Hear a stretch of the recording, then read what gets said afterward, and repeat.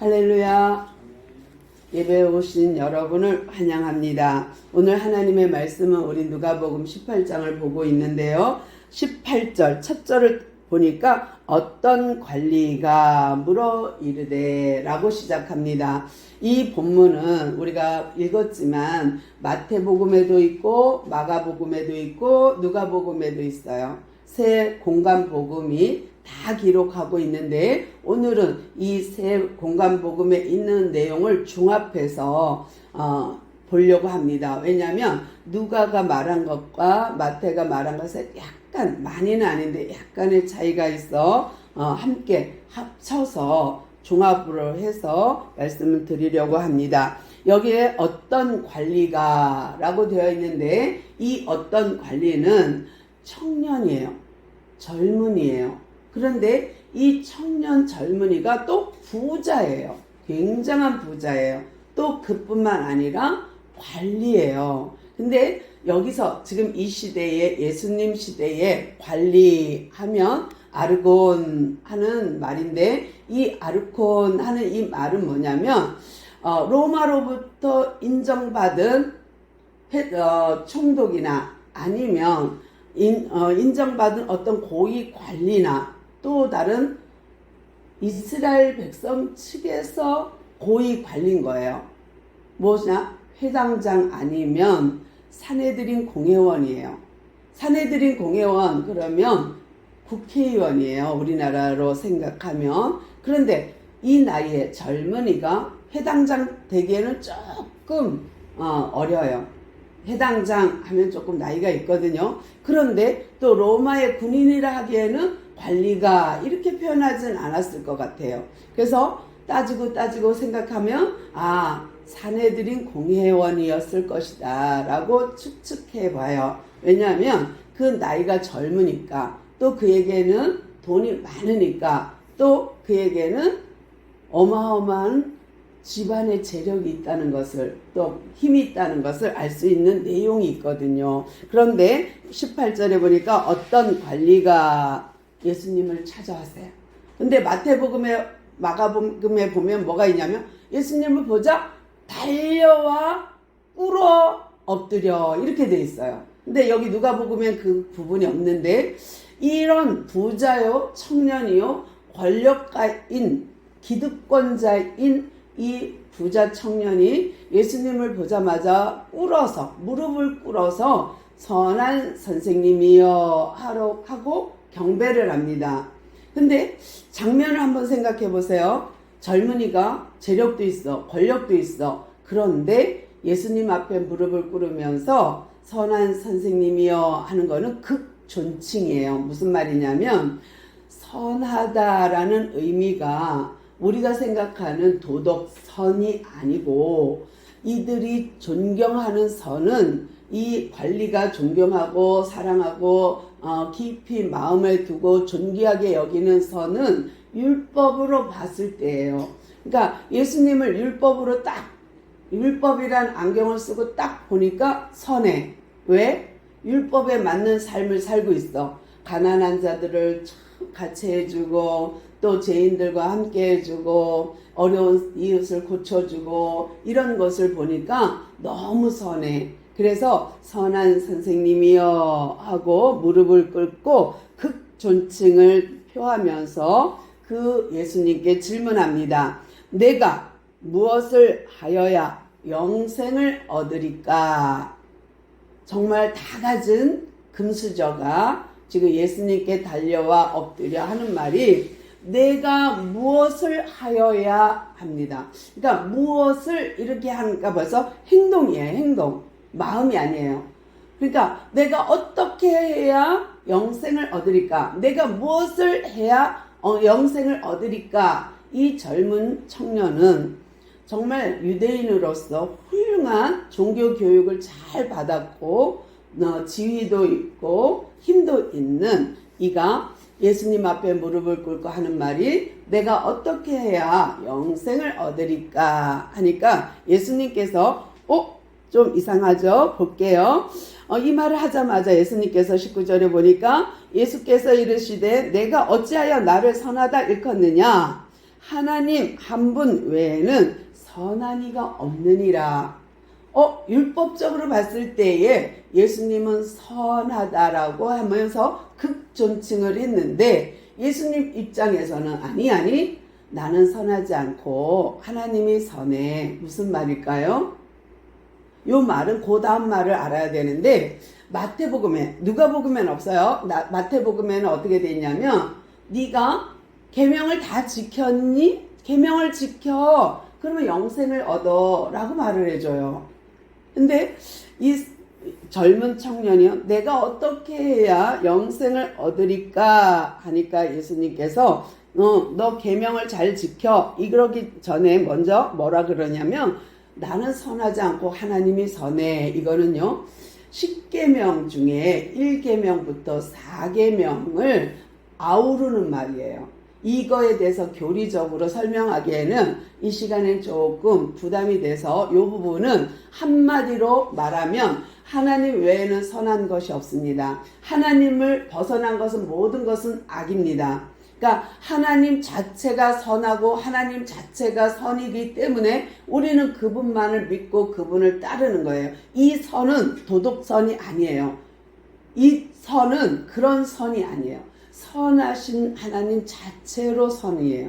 창조주 하나님 자체로 선이고 그 전능하신 자체로 참 신이신 자체로 선이고 그 참 사랑 자체로 선이에요. 그래서 하나님 자체가 사랑이고 선이기 때문에 요거 교리적인 것은 요걸로 마무리할게요. 1번부터 4계명까지 하나님을 표현할 수 있다면 그분은 선하시다예요.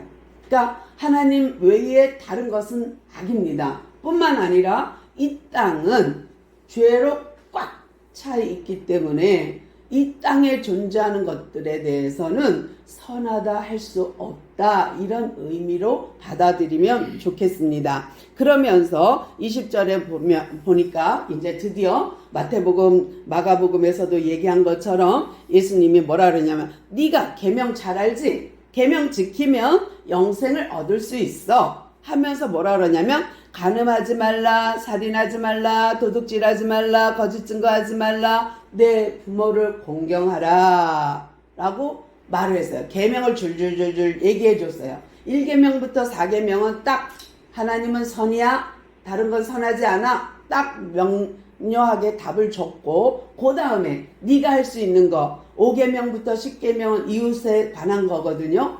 인간에 관한 거거든요. 1계명부터 4계명은 하나님에 관한 거, 5계명부터 10계명은 이제 인간에 관한 거예요. 그런데 예수님이 이 부분을 말해주는 거예요. 거짓말하지 마, 살인하지 마, 간음하지 마, 도둑질하지 마, 남의 것을 탐하지 마, 부모를 공경해 라고 했더니 이 젊은 관료가 하는 말이 예, 저는 어려서부터 그걸 다 지켰나이다 라고 말을 해요. 나는 그걸 어려서부터 다 지켰나이다. 무슨 말이에요?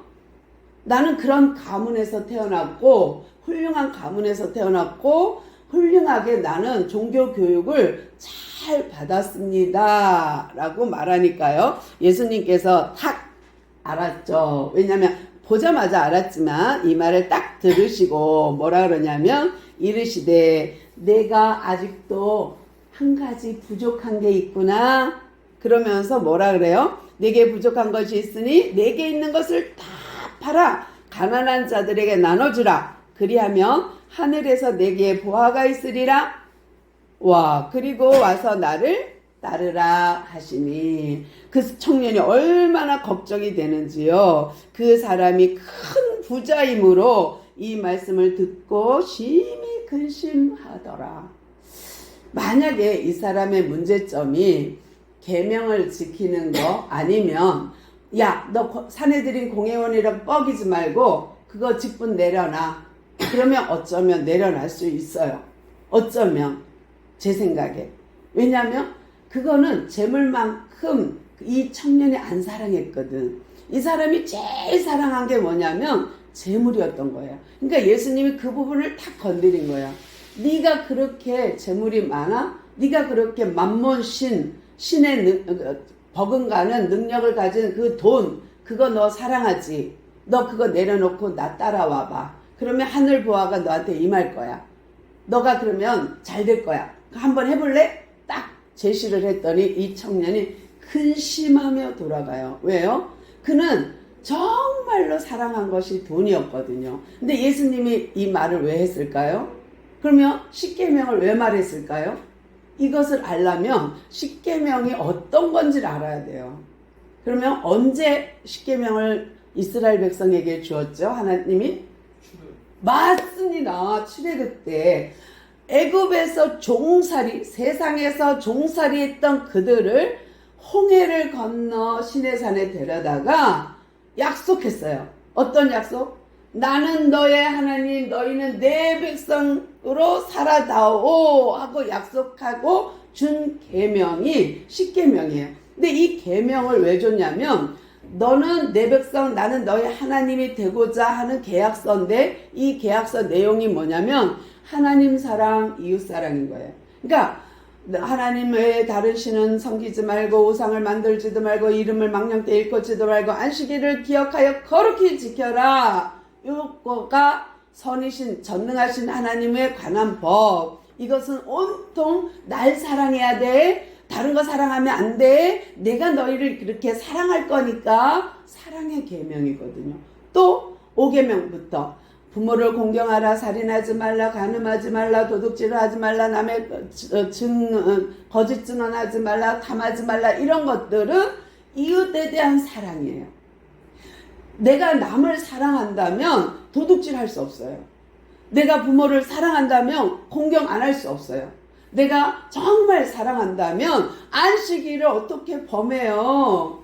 내가 하나님을 어떻게 사랑하는데 근데 내가 사랑이 없으니까 딴짓할 수 있고 내가 사랑하지 않으니까 배반할 수 있고 배신할 수 있고 내가 사랑하지 않으니까 얼마든지 내 멋대로 할 수 있는 것이 사랑이 없으면. 그런데 예수님이 이렇게 말씀하시는 너 계명 지켜 그러면 영생 얻어 할 때에는 이 부자 청년이 나 다 지켰는데 어려서부터. 그러나 뭐를 몰랐어요? 계명은 알았는데 행동은 알았는데 진정한 하나님이 그 왜 계명을 줬는지 하나님의 마음은 몰랐던 거예요. 하나님의 마음은 뭐예요? 나 너 너무 사랑해. 나 너무 진하게 널 사랑해. 그래서 나만 봐. 그리고 이웃을 봐. 왜? 내가 만든 거니까. 하나님의 형상으로 만든 이웃을 사랑하는 것이 나 사랑하는 거야. 하나님을 사랑하는 것이 나를 계명을 지키는 것이 나를 사랑하는 거야. 이것은 하나님 사랑, 이웃 사랑이란다. 이거를 말해준 거예요. 그러니까 출애굽한 이스라엘 백성에게 십계명을 준 것은 온통 나는 널 사랑해, 너는 나만 사랑해, 내가 만든 이 세상을 사랑해줘. 그러면 내가 그 사랑으로 내가 너를 영생으로 천국으로 인도해 줄게 한 거예요. 그래서 가나안 입성이에요. 그들이 광야 40년을 통과하고 요단강을 건너 가나안 땅 들어갈 수 있는 것은 이 계명을 유지하니까 들어가는 거예요. 유지하는 사람만 가는 거예요. 이 계명을 지키는 사람만 가는 거예요. 그런데 이 계명을 그냥 문자, 글자로만 받아들이면 율법이 돼요. 법이 돼요. 법령이 돼요. 그러면 법은 지켰지만 그 내면은 없어. 행위는 있는데 마음은 없어. 마음 없는 사랑? 하나님 원치 않아요. 마음 없는 행동? 하나님 원치 않아요. 하나님은 우리에게 무엇을 원하면 중심을 보시는 하나님. 마음을 보시는 하나님. 그래서 순종이 제사보다 나아라는 거예요. 너희가 나한테 오는 그 사랑, 그 온전히 나만 바라봐야 되는 그 사랑, 나는 그걸 원해 라는 거예요. 그러면서 또 예수님께서 어떤 마음으로 그 십계명을 얘기했죠? 사랑. 무슨 사랑?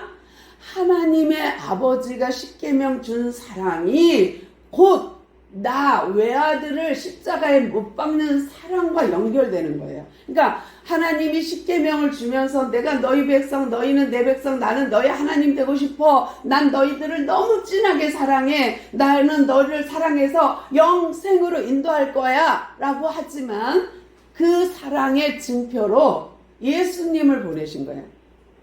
하나님은 우리를 사랑해서 우리의 죄를 대속하려고, 우리의 죄를 씻어주려고 예수님을 이 땅에 보내셨어요. 그리고 십자가에 죽게 하고 부활까지 시켜서 성령으로 우리 안에 지금 내주하고 계시는데, 그 하나님의 그 아들을 보내주는 사랑, 십자가에 죽일 만큼 외아들을 사랑한 사랑, 그 사랑으로 우리가 넌 내 거 찜 성령으로 우리 안에서 거하고 계시는 거예요. 찜해놨어 우리를. 그 사랑을 지금 예수님은 말하고 싶은 거예요. 너 진짜 물질 안 사랑할 수 있냐? 한번 해볼래? 예수님은 하나님의 너를 온통 사랑했어. 그런데 너는 그 재물 버려봐. 그 재물 다 팔아 가난한 사람에게, 이웃에게 다 나눠줘.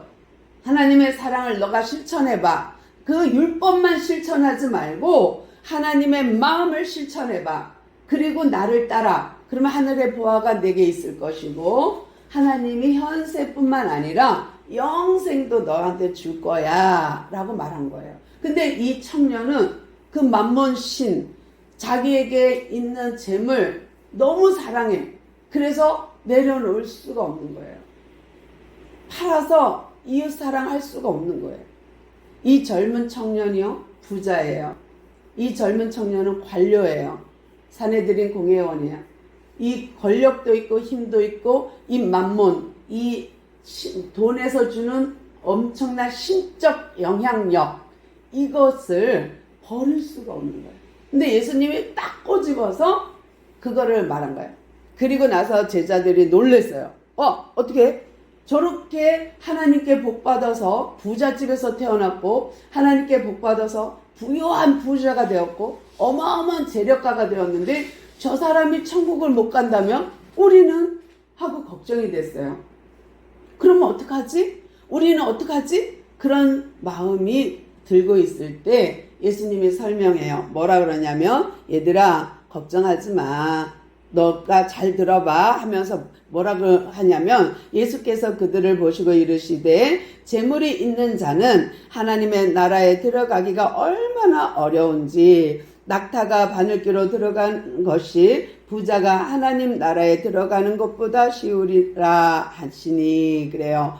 무슨 말일까요? 부자가 천국에 들어가기가 얼마나 어려운지 낙타가 바늘귀 들어가는 게 더 쉽단다? 이렇게 말하는 거예요. 무슨 말이냐? 이 부자가 갖고 있는 그 재물은 하나님보다 우선순위인 거예요. 하나님보다 높은 거예요. 그러니까 1계명부터 4계명이 안 된 거고, 그 5계명부터 10계명까지 예수님이 팔아서 이웃을 돌봐, 이웃을 사랑해, 그것도 안 된 거예요. 결국 이 사람은 어려서부터 종교 교육은 받았지만 하나님의 참 사랑은 느끼지 못한 거예요. 그래서 허전한 마음에 예수님을 찾아와 무릎 꿇고 어떻게 하면 영생을 얻으리까 하고 질문한 거예요. 근데 예수님 다 아시고 그 재물을, 너한테 있는 하나님보다 더 높은 신, 그 재물, 그 돈 다 팔아, 재산 팔아서 가난한 자에게 나눠줘봐. 그러면 하나님 마음이 네 안에 임할 거야 라는 말이었어요. 그런데 이 재물 가진 청년은 근심하며 돌아갔고, 그가 돌아간 다음에 예수님이 사랑하는 제자들에게 이렇게 설명한 거예요. 부자가 천국 가기 힘들어. 왜? 그 재물이 하나님보다 높은 자리에 있으니까. 그러니까 제자들은 또 잘 못 알아들어서, 그러면 누가 천국 가요? 저렇게 복 받은 사람도 못 가는데 우리같이 복도 못 받은 사람은 어떻게 갈 수 있나요? 하는 걱정을 해요. 그러니까 예수님이 뭐라 그러냐면 29절 보니까 이르시되 내가 진실로 너희에게 이르노니 하나님의 나라를 위하여 집이나 아내나 또 형제나 부모를 버린 자는 현세 여러 배를 받고 내세 영생을 받지 못할 자가 없느니라 하고 말을 해주고, 그 전에 한 가지 놓쳤네요.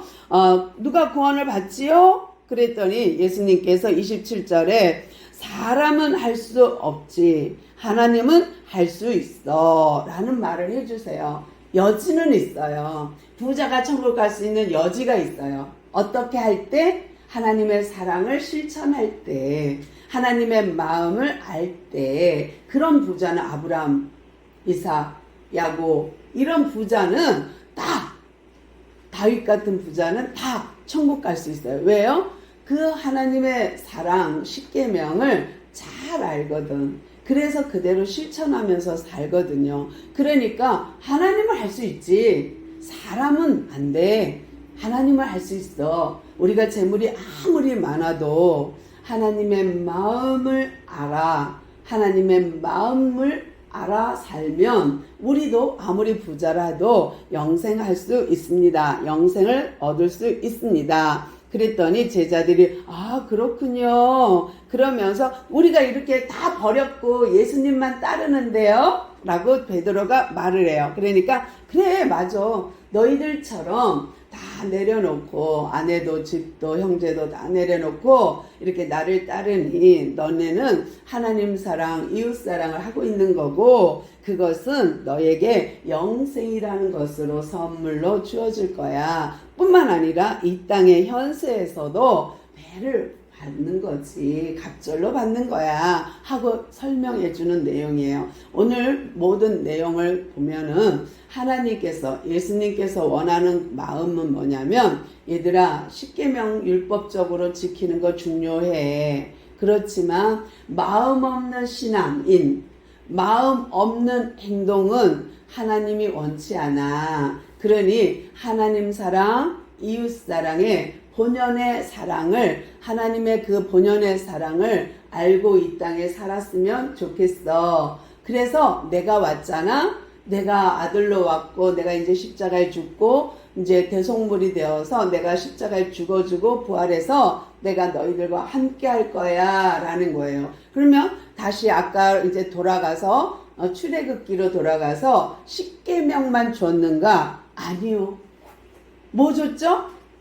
성막을 줬어요. 교회를 준 거예요. 그러면 이제 다시 신약으로 오면 십계명을 준 그 하나님이 온통 사랑으로 백성을 삼은 그 하나님이 그냥 백성을 버린 것이 아니라 직접 하나님이 이 땅에 오셔서 성막 지성소에 거했다니까요. 지금도 우리가 어때요? 십계명만 주셨나요? 율법만 주셨나요? 아니요. 그분이 교회로 오셔서 우리를 성전 삼고 우리 안에 계시거든요. 이 원리, 출애굽기 원리가 고스란히 지금 예수님이 실현하고 계신 거예요. 이루시고 계신 거예요. 그래서 오늘 우리에게 원하는 거는 호세아 6장 6절입니다. 호세아 6장 6절. 혹시 기억하시나요? 호세아 6장 6절. 나는 뭐예요? 인애를 원하고 사랑이에요. 헤세드. 나는 너희의 인애를 원하고 제사를 원치 아니하며 하나님께 드리는 제사를 원치 아니하며 번제보다 이것도 하나님께 온전히 태워드리는 번제죠. 번제보다 하나님을 아는 것을 원하노라. 아멘. 한 번 더 할게요. 호세아 6장 6절. 나는 인애를 원하고 제사를 원하지 아니하며 번제보다 하나님 아는 것을 원하노라. 아멘. 진짜 예수님이 원했던 것은 그 부자 청년을 사랑했어요. 그래서 마태복음, 마가복음에 보면 그를 사랑하사 이렇게 표현되어 있어요. 이 부자 청년이 그 부자의 만몬 신을 내려놓고 어떻게 하기를 하나님 사랑하기를 원했어요. 그랬는데 이 부자는 영생을 선택하지 않고 자기 재물이 많은 고로 걱정하며 집으로 돌아갔거든요. 오늘 예배드리는 이 자리에 있는 여러분에게 하나님은 똑같이 요청하고 계십니다. 나를 사랑해. 나를 기억해. 내 이웃을 사랑해. 그것이 하나님의 마음, 하나님의 헤세드, 하나님의 인애야. 하나님의 사랑이거든. 내가 원하는 거 너희들이 실천해 주면 좋겠어 라는 거고, 우리가 정말 하나님이 원하는 것은 인애요. 번제와 제사가 아니고 하나님을 아는 것이라고 했으니까요. 오늘도 하나님을 알기를 원하여 예배를 드리고 말씀을 듣는 줄 믿습니다. 이 시간에 정말 하나님, 나는 하나님을 진짜 사랑합니다. 나는 하나님을 진짜 좋아합니다. 그래서 예배 드리러 왔어요. 그리고 내가 드리는 이 예배의 시간, 내 마음 받아주세요 하는 마음으로 눈 감고 조용히 기도했으면 좋겠습니다.